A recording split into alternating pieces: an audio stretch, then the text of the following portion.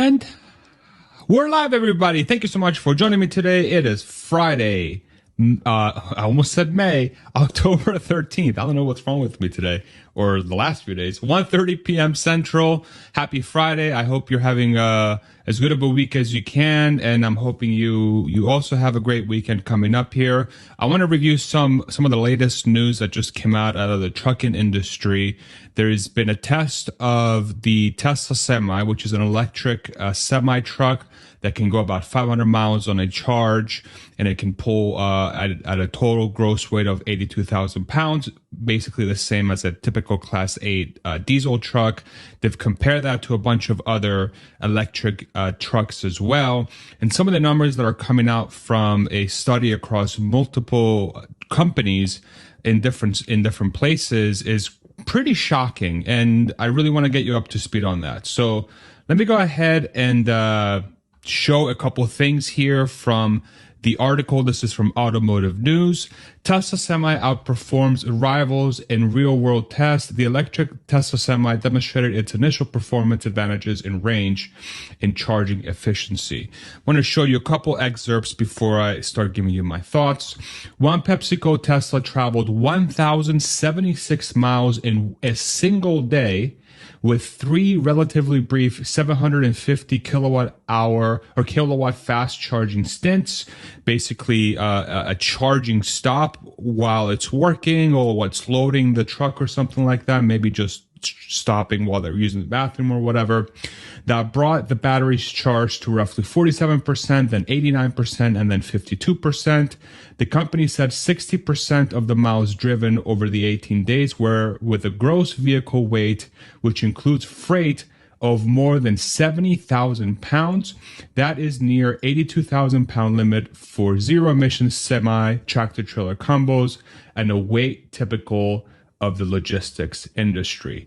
Now, what's very interesting about that piece of information is that it's been long thought that electric vehicles or electric trucks in particular wouldn't be useful in use cases like trucking. So the big thing has been, diesel trucks and diesel engines are the only ones that can go long distances. Electric trucks are basically breaking the laws of physics. They're not going to be usable. But in this specific example, Pepsi was able to operate a single truck for over 1,000 miles in a single day. Now, of course, this is going to be in local deliveries because the battery is capped at 500 miles, but a significant percentage of the trucking industry is done in local deliveries outside of long distance travels, like with a team truck or something like that going across the country between California and New York. So what's interesting about this study is that there is a use case for electric trucks, and it seems to be panning out extremely well, specifically for Tesla. I want to show you a chart as well that Automotive News put together.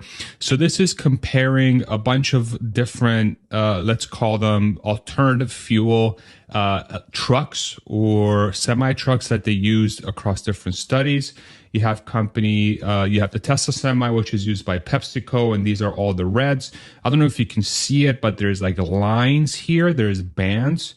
Each one of these is a specific truck from PepsiCo, a Tesla Semi. This is another one, and this is another one. And then if you go across, then that's which day the truck operated in. And then if you look up and down, it's how many miles that truck traveled that day. So for example, if I go here in day 17, you can see this semi truck, this Tesla Semi, PepsiCo specifically, that's the one that traveled about 1,000 miles, from about 1,700 miles to call it 2,700 miles. That's going to be 1,000 miles. And then you have trucks from Performance Team, Watt EV, Schneider, and OK Produce. But this is basically a chart that demonstrates how well the trucks performed. And at least relative to its competition, if you're thinking about anything but diesel, Tesla outperformed everybody by a really wide margin, specifically if you look at each band. So here's one band, and then here you have another band, which is very, very small, very, very small. There's no bands that get anywhere near close to Tesla's. But where it really gets interesting, super interesting, is when they talk to the people using the trucks and some of the feedback that they're giving Automotive News, is when it really starts to open up just how big of a deal this is. So aside from humbling Tesla skeptics, the event demonstrated that electric trucks can match the operations of their diesel counterparts. Drivers operating from several depots successfully used chargers brought throughout each day in a display that called into question strongly held convictions about the limits of trucking battery range. The aha there for me, and I think for a lot of people, is we got caught up in this trap of thinking about range as miles per charge, said Mike Roth, the council's executive director. Almost half of the trucks were using second charge events during the shifts, including Tesla. Why did we not get that? That's what we do with gasoline and diesel, he said. And so here, the thought process is a lot of the trucks that they run, they're going to have to stop for fuel anyway, as they would with the Tesla. Now, where it gets super interesting with electric vehicles and electric semi-trucks is that I believe it can get even further ahead if you think about packaging the charging solution a little bit smarter depending on the company that you are. And the reason why is if you think about how a truck natively operates, and this is sort of, if I go back to sort of my background in logistics and distribution and stuff. So this is just a random warehouse or a random factory that I found on Twitter, not on Twitter, on Google, and then I posted it on Twitter, X, how dare I say Twitter anymore. And then here are the dock doors, which is basically where the truck arrives and they open the door, and then the truck either has carried stuff for the warehouse or factory to take in, or it gets loaded up through that door. And then you have a bunch of trailers here sitting, waiting for the product to either be put in the truck or waiting for the truck to be offloaded. What's typical about this process is that a tractor trailer typically sits at those doors on a good day, anywhere between 45 minutes to an hour and a half. It takes to offload the trailer and then ideally fill it back up with something else or just doing one motion. It takes about 45 minutes to an hour and a half. What's really interesting about that is that time that it takes to do work in the trailer while the truck is sitting can be used to charge the truck. And you don't really do that today with diesel trucks. You have to, even though it's quick, relatively quick to fill up a gas tank, I don't know, probably like 20 minutes to fill up a diesel gas tank. Somebody correct me if I'm wrong in the comments section below. Somewhere around that time, it could be upwards of half an hour, actually. You have to drive the truck somewhere. And typically, you either have to drive it to your local depot where you have your diesel fuel in a tank and then you have your own station, let's say, or you have to take it to a regular gas station and fill up your semi-truck with diesel. Whereas here, you would completely remove that extra time you would have to take to get the diesel truck somewhere else, and instead it can charge very easily while it's working. The truck can charge while it's working, and it's working because there's stuff that's being taken out of the trailer or put into the trailer. This is something that's going to be, I've never seen it done with diesel trucks, probably because it's quite expensive to put in a tank and run all that, piping and stuff through the all this infrastructure that they've built here.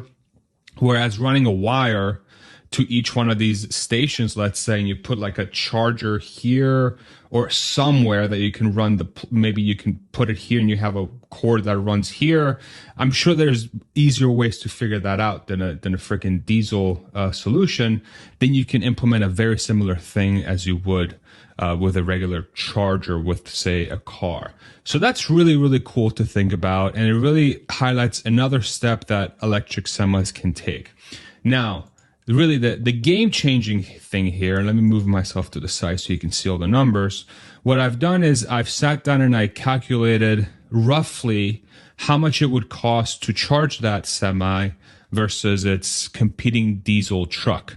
And I think now we have real numbers that say if you're a if you're a company that uses Class 8 trucks specifically, these trucks that can carry 80,000, 82,000 pound gross, it seems like an electric truck, specifically from Tesla in this case, could very much be super beneficial for you long term if you're in the business of delivering and receiving stuff. Now, I put together the efficiency numbers and the cost of electricity for the Tesla Semi, and the same thing for a diesel truck. So for this number, I used 2.25 kilowatt hours per mile, which is the efficiency of a Tesla Semi. I got that number by taking the 900 or so kilowatt hour battery pack in the Tesla Semi and dividing it by the rough range mileage wise for the truck, which based on the article, the people said they were getting around 400 miles for their use case. So I did 900 divided by 400 and you get 2.25 kilowatt hours per mile. Then I used 14 cents per kilowatt hour, per kilowatt rather, which is probably a little bit on the high side for these folks because they'll probably get it at a discount if I were to guess. But I just assume the average cost of electricity in the United States. Then I applied it to the distance that semi truck traveled that day. And then the electricity cost to run that semi would be around $340 for that specific day for that semi. And if I did the same exact thing for a typical diesel truck, let's say, they get around 5 to 10 miles per gallon. It's kind of hard to hone in exactly how much they get. It's heavily dictated on sort of the environment that they're in and how much weight they're pulling, just as as an electric car, electric truck rather. But I went slightly above and I said, you know what? Let's call it 8 instead of 7.5. And then I assumed $4 per gallon of diesel, which is actually significantly lower. It's about 20% lower than the national average. And here I'm assuming that they're getting, again, a discount if they're fueling at their depot, which is going to make these numbers more favorable for the diesel truck than the electric truck in this case. Same exact thing, 1,076 miles. And then the daily fuel costs for that diesel truck for running that 1,076 distance route would be $538, which means that you would get about $200 of savings per day if you were to operate this Tesla Semi in the same exact setting as the diesel truck. And then if you extrapolate that over, say, a year, say in a perfect world, you're able to operate this thing 1,076 miles per day with max capacity, max utility, and you're able to run that truck regardless of who's driving it that day, the full year, 365 days a year, because you really want to utilize your equipment just like a freaking airplane, right? Don't want airplane sitting idle. Then if you're able to maximally use the capacity of your truck, you get a 1 year savings. Just in the first year, you would save roughly $72,500 just in fuel. And we're not talking about maintenance that's likely lower in an electric truck because you don't have a ton of moving parts like you would with a diesel truck, and potentially safety as well because of some of the self-driving features and some of the safety sort of features that a typical Tesla has. So just a lot to think through. I think the news from Automotive News is just really interesting because it really highlights just how, in my opinion, this is a really big deal. And this is a really big deal. And there have been people tracking this as well from different sources. I know Rob from Tesla Daily has done different studies, and he's really highlighted the stuff from PepsiCo as well, from the Tesla Semi. But it's kind of wild. So, yeah. Let me know what you guys think in the comment section below. If you're joining us live, we'll pull up a couple comments. We'll make this into a little bit of a discussion. And if you're joining us on recording, welcome. You missed the live, but I'm glad you caught us a little bit later. So I really appreciate you. Do we have a weight for the truck yet? We do not. But if they were able to run with 70,000 pound gross, on a typical setting, PepsiCo, and they really didn't have to change anything, as far as running the routes, then to me, the weight of the truck is probably not super important within the scope of most use cases. You would think PepsiCo, their trailers are filled with drinks. It's filled with, Pepsi bottles and stuff and soda bottles. Liquid's pretty heavy. So if they're able to leverage that for that type of use case, then I would think the truck is probably very good for, say, 80% of local deliveries. And I believe local delivery type trucking, correct me in the comment section if I'm wrong, somewhere around 40 to 60% of the total trucking industry, but I could be 100% wrong there. It's just, I'm trying to remember where I got that number from, but do let me know if you know that in the comment section below. What do you think of the Edison logging truck from Sandy's interview? I haven't had a chance to check that out yet. I'll make sure I do, Alex. Let me know what you think of that truck. I think the overarching theme here with this article is that electric semi-trucks are super viable. I think that there is a long-standing notion that electric vehicles for heavy-duty applications are completely useless, but it looks like the data says that they're very useful for a lot of use cases. Bill Gates is in shambles right now. Some of you might get that joke, but it's obvious. And so if you think about that, and you extrapolate it down to the Cybertruck, let's say, which is the pickup truck, if the semi-truck is this useful for Class 8 trucking, one would think that the Cybertruck is going to be quite useful for your typical trucking, like pickup truck use cases, that instead of using a diesel truck or a gas truck, you can now use an electric truck. In this specific case, a Tesla Cybertruck. So, yeah, kind of wild stuff. What is the estimated lifespan of the drivetrain, battery, and motors? Great question, Drew. I know Tesla's goal with the latest drivetrain and battery technology is to get to 1 million miles, which I believe is sort of where the semi-trucks are at. The diesel trucks, they're probably rated somewhere between 1 to 2 miles, 1 to 2 million miles, correct me if I'm wrong. But they're designed to last a really long time. And you would think if you're driving 100,000 miles a year in a Class 8 truck, probably a little bit more, then the life of that truck is probably, let's say, at the very least, is going to be 8 to 10 years. And if you're getting, $72,000 of fuel savings per year, in theory, you'd be able to pay that truck back in frickin' 3, 4, 5 years. So at that point, even if the truck lasts you, say, 20% or 30% less than a gas or diesel truck, it's still going to be cheaper to replace them. As long as even if it lasted 4 or 5 years, it would be at the very least as cheap or as economical as a diesel or gas truck, if that makes any sense. Kind of a pain in the ass, but I highly doubt it's that short of a lifespan. I'm sure it's 10-year plus, given the typical truck. So kind of wild stuff. The Edison truck typically pulls logs from the hills down to the mill in the valley, so it doesn't need fuel. That's dope. That's a very, very smart idea. Engineering. Engineering. Elon, if you're watching, please, I'm begging you, no bad news on the 19th. Tesla earnings are coming up. So I thought it was the 18th. Yeah, 18th. There's an electric monster dumpster in Sweden that works at a mine that doesn't need to be charged because the battery gets recharged as it comes down the hill. That's super dope. Yeah, the logging truck. That's awesome. That's a brilliant idea. How do you get it? Oh, because it drives up empty, and it drives down with weight, and that additional weight, I'm guessing, is what it's additional. What is it? Just inertia? What's the? Not a freaking engineer. But there's more weight, and the gravity pulling it down is going to charge the motors more. So that's actually brilliant.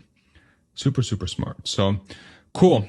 All right, let's end it there. Let's make it a quick one today. Thank you so much for tuning in. I hope you have a fantastic weekend. I hope this sort of brought some new information for you in case you were interested. And I love you guys, and we'll see you next week on Monday. Mwah. Have a great weekend. Bye bye.